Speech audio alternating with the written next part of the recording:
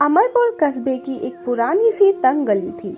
इस गली के मोड़ पर पुरानी बिजली के खंभे के नीचे हमेशा एक छोटा सा दुकान खड़ा रहता। कर्मा समोसा स्टॉल।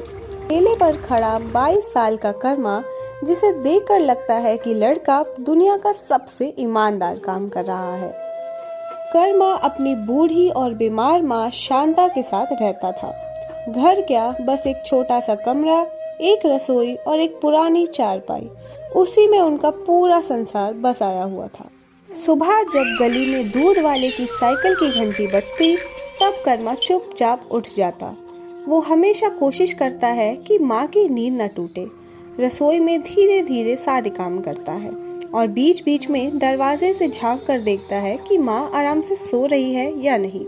उसकी आंखों में हमेशा एक सवाल गूंजता रहता था, आज अम्मा को तकलीफ कम होगी या नहीं।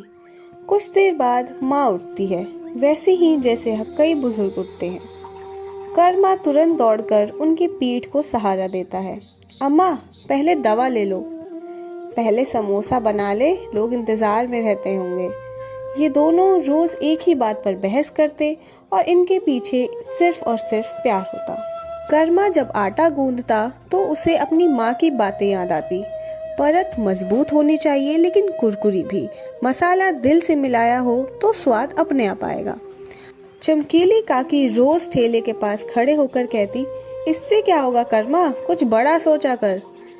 कर्मा मुस्कुराता है और कुछ कहता नहीं है। कभी कभी रिश्तेदार भी आ जाते और वो भी उसे सुनाते, शहर चला जा, ये ठेला ठेला क्या करता है।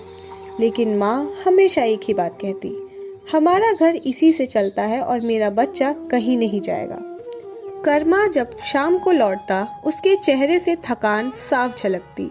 कुछ पैसे जेब में, को थोड़ी चिंता मन में, और फिर माँ की दवाई का समय। कितना बेचा? ठीक ठीक, चिंता मत करो।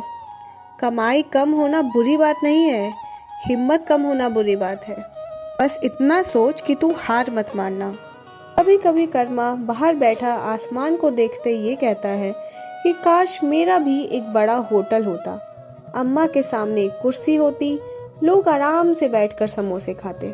बस इतना सा सपना। एक दिन माँ की तबीयत बहुत बिगड़ जाती है। कर्मा घबराता हुआ डॉक्टर को बुला के लाता है। अगले दिन कर्मा कहता है, अम्मा, मैं कुछ नया करना चाहता हूँ। मैं अपने समोसों में बदलाव लाऊंगा, लोगों को कुछ नया खिलाऊंगा। बस इतना सोच कि तू हार मत मानना। अब कर्मा रोज कुछ न कुछ नया आजमाने में लग गया। पुदीना, नींबू, हल्का मसाला, थोड़ी मीठी खुशबू, और एक दिन उसे नया स्वाद मिल ही गया, मिंट स्पेशल समोसा।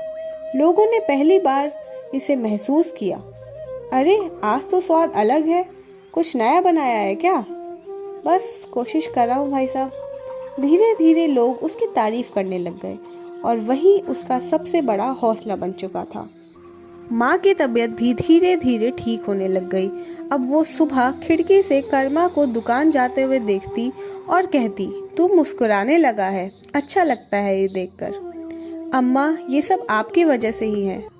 अब लोग रोज यही कहते, कर्मा भाई, 2 मिंट स्पेशल, आज वाला मसाला कमाल का है, तुम्हारे समोसे बिल्कुल घर जैसे लगते हैं। कर्मा के चेहरे पर बिल्कुल खुश नसीब मुस्कान आ जाती।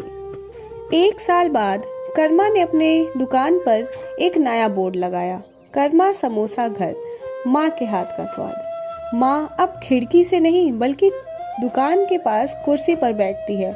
लोग आते, नमस्कार करते और मुस्कुराते हुए समोसे खाते। दोस्तों, इस कहानी से हमें ये सीख मिलती है, सफलता बड़ी चीजों से नहीं, दिल से किए गए छोटे कामों से बनती है।